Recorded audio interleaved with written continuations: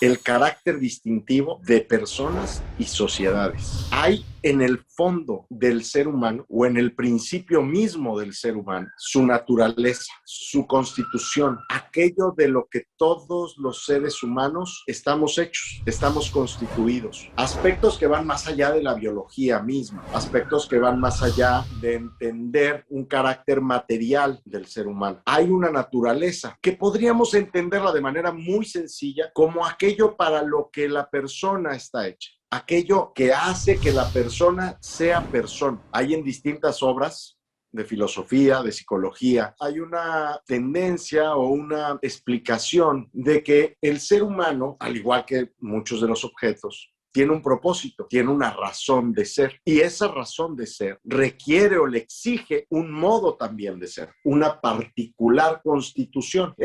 Vamos a poner un ejemplo muy sencillo, como si uno tuviera una navaja. Pues la navaja o unas tijeras, pues sirven para cortar. Unas tijeras que no tuvieran filo, pues no servirían para cortar y por lo tanto no cumplirían su propósito. No es que uno dijera, bueno, es que esas tijeras sin filo no son tijeras propiamente, pero no sirven o no están cumpliendo con la función o con el propósito para el que han sido realizadas. De igual manera, el ser humano pues tiene una naturaleza y un propósito. Y para cumplir con ese propósito, al igual que hay que afilar las tijeras, hay que afilar, por así decirlo, los rasgos distintivos de todas las personas. Esos rasgos distintivos que todos tenemos son básicamente lo que podríamos llamar inteligencia y voluntad. Es decir, la capacidad que tenemos de conocer la realidad, de aprender de ella, de estudiarla, de entenderla, que es la inteligencia, de interactuar con esa realidad, de interpretar la realidad que está en la inteligencia, pero también la capacidad de actuar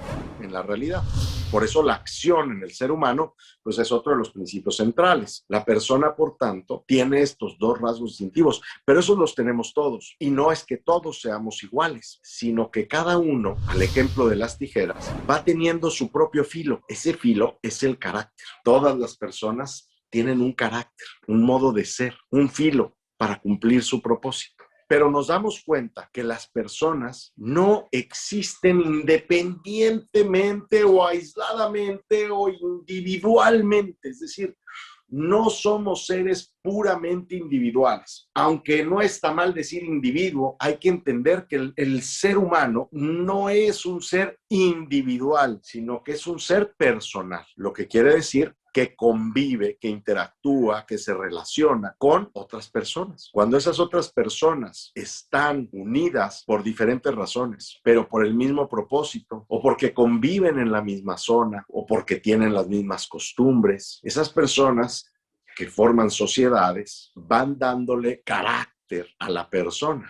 Podríamos decir que el afilador del carácter de la persona, así como el afilador de las tijeras, pues es otro metal que le saca filo. El afilador del carácter de las personas son otras personas. Son las otras personas con las que yo convivo, con las que me relaciono, con las que interactúo y que en esa convivencia, en esa interacción, me van ayudando a formar mi carácter. Y por eso también el carácter, que podríamos volverlo a decir para que vaya quedando más o menos claro, el carácter es el modo particular en el que cada uno de nosotros utiliza sus dos potencias centrales o sus dos facultades centrales, la inteligencia y la voluntad. Como yo, utilizando la inteligencia, mi capacidad de conocer la realidad, y mi voluntad, mi capacidad de actuar en la realidad, como yo, Ricardo Murcio, utiliza y le da vida a estas dos facultades propiamente. Ese es mi carácter.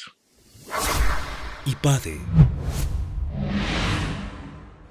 The World Calls.